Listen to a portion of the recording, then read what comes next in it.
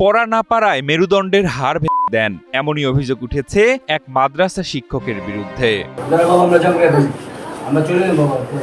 মাত্র ৯ বছরের এক শিশুকে কাঠের লাঠি দিয়ে মেরে হাড় দেয়া হয়। শুধু তাই নয়, উক্ত ঘটনা পরিবারকে জানালে আরো হুমকিও দেয়া হয় এই ছোট্ট শিশুকে।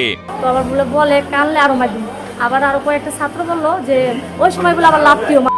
পড়া ঠিক মতো বলতে পারেনি শিশু আখি আক্তার, আর সেই অপরাধের শাস্তি হিসেবে অভিযোগ উঠেছে তাকে কাঠের লাঠি দিয়ে এমন ভাবে মারধর করা হয়েছে যে তার মেরুদণ্ডের হাড় ভেঙে গেছে। ঘটনাটি ঘটেছে মুন্সিগঞ্জের শ্রীনগর উপজেলার একটি নুরানিয়া হাফিজিয়া মাদ্রাসায়।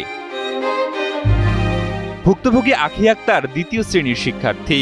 ক্রাঞ্চি রোলের ভিতর চকলেট ক্রিমের filling, all time cream roll, মুখে দিতেই স্পেশাল ইনসাইড। পরিবারের অভিযোগ, গত 24 জুলাই শিক্ষক সাফায়েত তাকে বেধড়ক মারধর করেন।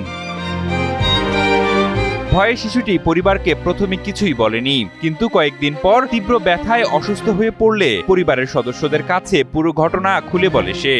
যাওয়ার পরে আবারও বলে কোরআনের আয়াত ধরছে, ফার্স্টে ওরই ধরছে, তুমি ওদিনও পারে নাই, যদি মাঝখানে আবার 2 দিন যায় না তাহলে কিভাবে পারবে।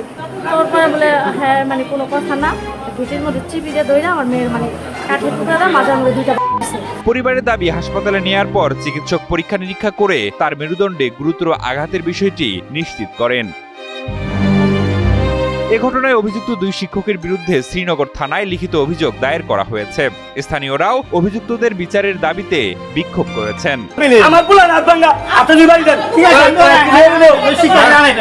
তবে অভিযোগের বিষয়ে তদন্ত চলছে বলে জানিয়েছে পুলিশ। শ্রীনগর থানার ওসি জানান, অভিযোগ গুরুত্ব সহকারে তদন্ত করে আইনগত ব্যবস্থা নেওয়া হবে।